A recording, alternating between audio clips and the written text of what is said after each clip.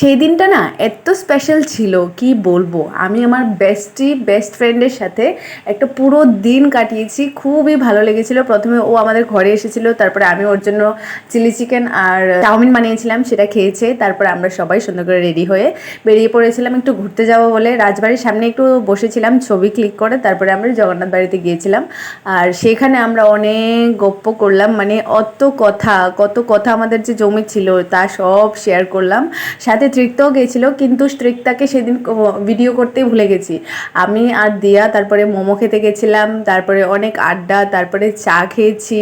এরপরে হাঁটতে হাঁটতে আমরা আমার বাড়িতে এসেছি। মানে সেই দিনটা না জাস্ট মানে অনেক মেমোরেবল ডে। আর দেখো আমরা বাড়িতে এসে আমরা সবাই নিচে বসে এত আড্ডা মারছিলাম। এখানে ভাই আর আমার বান্ধবী দিয়া একসাথে অনেক গল্প করছিলাম। আর এই ফার্স্ট টাইম দিয়া আমার সাথে আমার পিজিতে নাইট স্টে করেছিল, তার জন্য আমি অনেক হ্যাপি ছিলাম।